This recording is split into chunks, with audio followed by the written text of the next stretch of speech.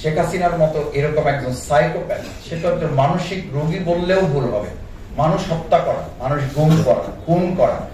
আমাকে রিমান্ডে যখন রাখা হয়েছে, আমার চোখপাত অবস্থায় একজনকে আমি বলতে শুনেছি আমার নিজের কানে যে ভিডিও ফুটেজে তিনি দেখতে চাচ্ছেন, ভিডিও কলে দেখতে চাচ্ছেন যে রিমান্ডে এই সমস্ত আন্দোলনকারী জামাত, বিএনপি, শিবির, ছাত্র দলের নেতাকর্মীদের কিভাবে নির্যাতন করা হয় এটা তিনি দেখতে চান, এবং ওপেন তাকে ভিডিও কলে দেখানো হয়েছে। আমাকে একজন অফিসার নিশ্চিত করেছেন যে এই ভিডিও কল না দেখলে তিনি শান্তি অনুভব করতেন না।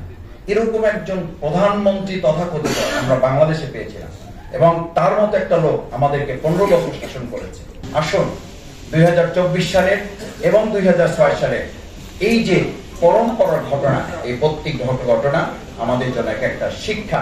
সেই শিক্ষাকে সামনে রেখে আমি আদিব ভাইয়ের একটা কথা তিনি রেখে গেছেন, জামাত ইসলামী সেই -2 ফর্মুলায় কি ভূমিকা রেখেছে।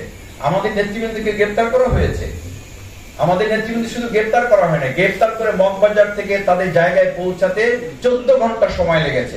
রাজপথে মানুষ নেমে এসেছিল, পুলিশ বারবার বলছিল যে আমাদেরকে যদি ফায়ার করতে হয় আমরা ফায়ার করবো, কিন্তু আপনারা সহযোগিতা করেন।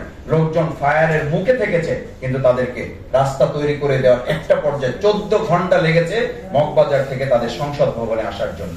সুতরাং এই পরিস্থিতির মুখে জামাত ইসলামীকে সেদিন পড়তে হয়েছে।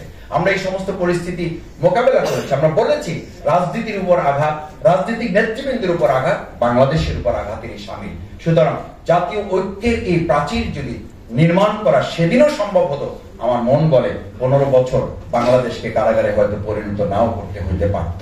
আবার যদি আজকে আমরা কোনো কারণে আমাদের মধ্যে বিভেদের রাজনীতি ছড়ায়, আবার যদি বিভেদের বিষ বাষ্প আমাদের মধ্যে ছড়ায়, আবার যদি সেই আওয়ামী লীগের ফেসিবাদের বক্তব্য, তাদের কথন, তাদের সেই শিখানো বলি যদি আবার আমাদের কারো মুখ থেকে বের হয়, তাহলে আমার মনে হয় শুধু 15 বছর না, আবার আমাদেরকে 50 বছরের জন্য এই বাংলাদেশের এক বিরাট ইতিহাসের করাল গ্রাসে আমাদেরকে পড়তে হতে পারে।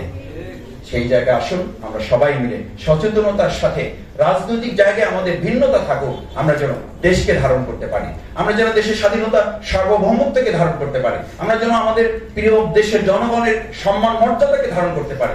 আমি শুধু ডাকসুকে একটা অনুরোধ করে আমার কথা শেষ করতে চাই।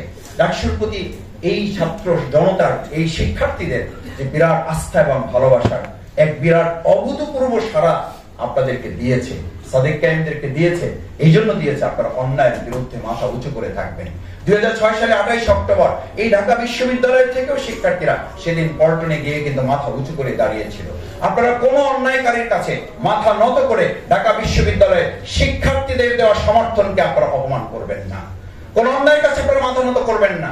আমি দেখতে পাচ্ছি যখনই কোনো ভালো কাজ এই ডাকসু করার উদ্যোগ নিচ্ছে, ডানে বামে থেকে কেউ কেউ শিয়ালের মতো হুক্কা হুয়া তুলে এই ভালো কাজগুলোকে আড়াল করার চেষ্টা করছেন। আমি বিশ্বাস করি শিক্ষার্থীরা সেদিন ডাকসু নির্বাচনে যেমন শিশাগুলা প্রাচীর করে তুলে অন্যায়ের বিরুদ্ধে দাঁড়িয়েছিল, প্রত্যেকটি অন্যায়ের বিরুদ্ধে এই বিশ্ববিদ্যালয়ের শিক্ষার্থীরা দাঁড়িয়ে থেকে প্রত্যেকটা ন্যায়ের মানদণ্ড হিসাবে, প্ল্যাটফর্ম হিসাবে, একটা প্ল্যান ভূমি হিসাবে এই ঢাকা বিশ্ববিদ্যালয় বাংলাদেশের জন্য মাইলফলক হবে।